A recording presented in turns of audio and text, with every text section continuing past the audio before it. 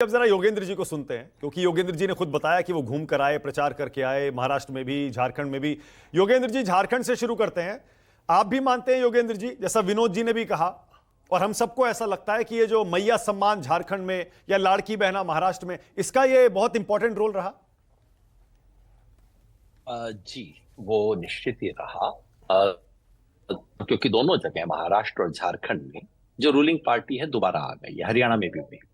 तो जाहिर है, ये तो हमें सोचना पड़ेगा कि तीनों जगह अगर रूलिंग पार्टी वापस आ गई है तो सरकारों ने कुछ तो किया होगा जिससे कम से कम लोग उनसे गुस्सा नहीं थे, नाराज नहीं थे। वो एक फैक्टर था। देखिए, अ, अगर आप लोकसभा चुनाव से शुरू करें तो झारखंड वो प्रदेश था जहां विपक्ष यानी कि जेएमएम और कांग्रेस जीत सकते थे, और महाराष्ट्र वो प्रदेश था जहां उन्हें जीतना चाहिए था। झारखंड में कुल मिलाकर इंडिया गठबंधन लोकसभा चुनाव में एनडीए से पीछे रहा था और महाराष्ट्र में बहुत आगे रहा। अब जो चुनाव परिणाम में हम देख रहे हैं वो ये कि जहां वो जीत सकते थे, जहां मेहनत करने की जरूरत थी, संभावना थी, लेकिन आश्वस्ति नहीं थी, वहां तो जीत गए हैं।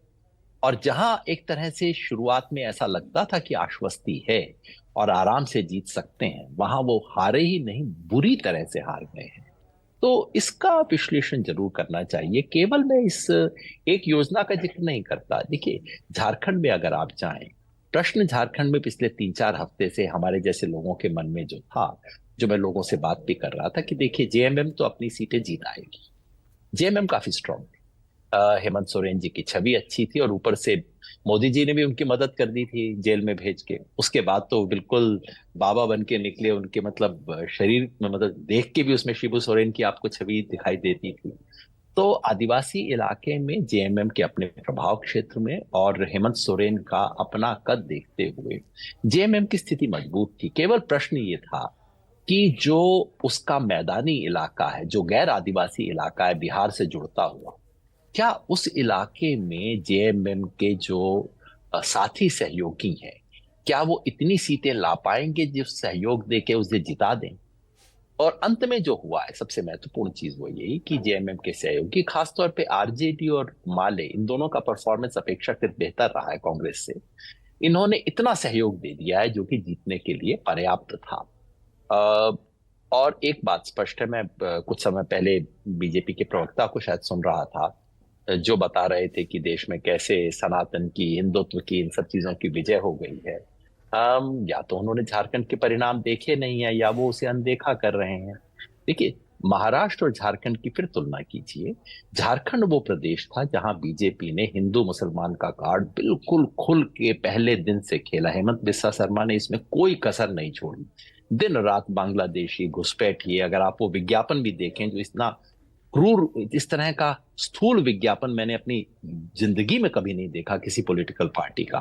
टोपी पहने हुए मुसलमान आ रहे हैं।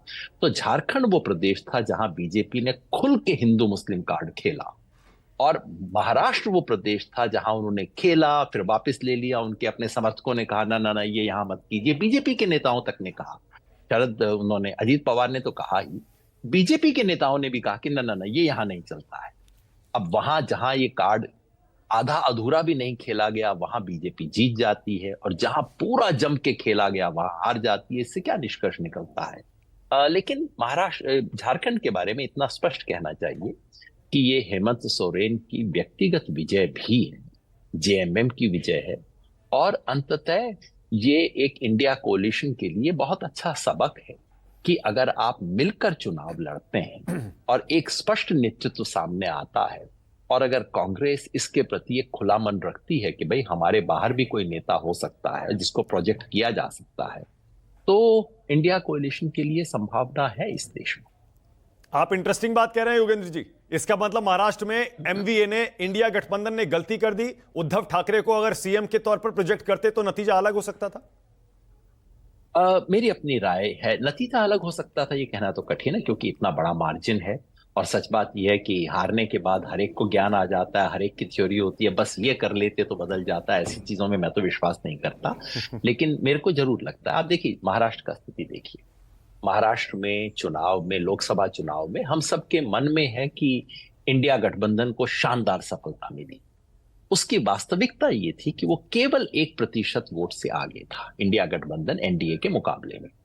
लेकिन उस 1% से पूरा एमवीए यानी कि इंडिया गठबंधन इतना आश्वस्त हो गया कि चुनाव के बाद अपने इस एडवांटेज को लेके आगे बढ़ने की बजाय वो इस एडवांटेज को लेके अब केवल इस खेल में रहे कि भाई कौन बनेगा मुख्यमंत्री।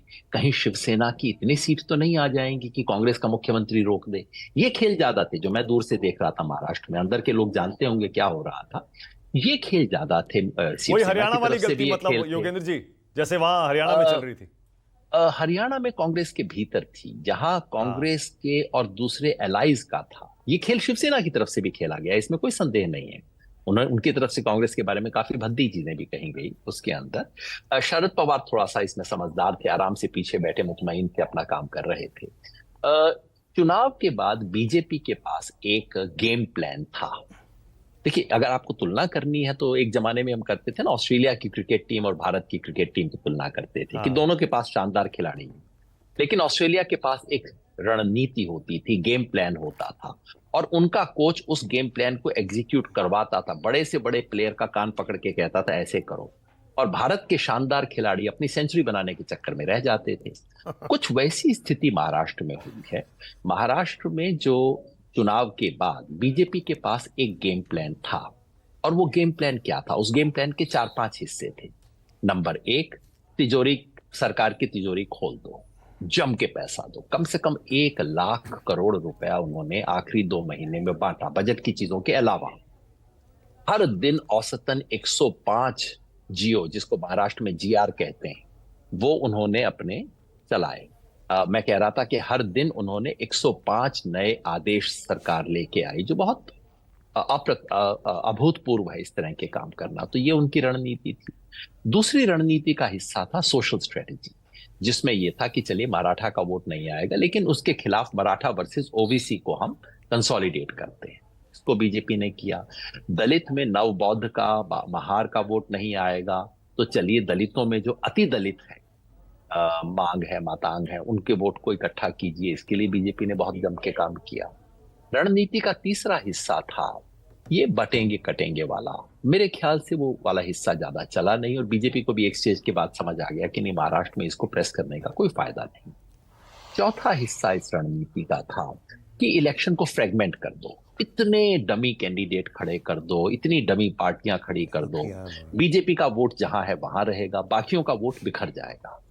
इनके पास 4 रणनीति थी, और इन 4 रणनीति के अलावा बीजेपी के पास जो हमेशा का रहता है, एक संगठन था, माइक्रो मैनेज करने की क्षमता है, कार्यकर्ता है, बूथ पे काम करने वाले लोग। इसके जवाब में एमवीए के पास क्या था? एमवीए के पास कोई बड़ा नैरेटिव नहीं था कि भाई लोकसभा चुनाव में तो ठीक है हमारे आ गए, उसके बाद आप हमें वोट क्यों दे? इसका कोई बड़ा नैरेटिव ऑपोजिशन के पास नहीं था।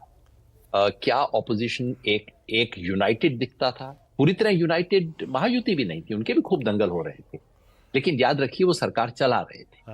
और एमवीए को सरकार बनानी थी। एमवीए को महाराष्ट्र की जनता को दिखाना था कि भाई हम मिलके एक साथ काम कर सकते हैं।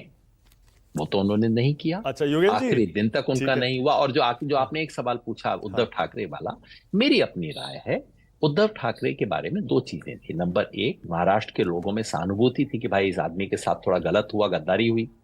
दूसरा ये था कि उन्होंने मुख्यमंत्री के बतौर ठीक ठाक काम किया था, अच्छा काम किया था, खासतौर पे कोरोना काल में। अगर एमबीए के सारे नेता इस बात को भांपते कि भाई खतरा है, चुनाव हार सकते हैं, तो एक तरीका है कि उद्धव को आगे कर दो और स्पष्ट बैकिंग दो कि हाँ ये व्यक्ति आ गया, ये बनेगा मुख्यमंत्री। मैं नहीं कहता कि परिणाम बिल्कुल पलट जाता, लेकिन मैं समझता हूं तीनों पार्टियों की स्थिति आज जैसी है उससे बेहतर होगी। ठीक है।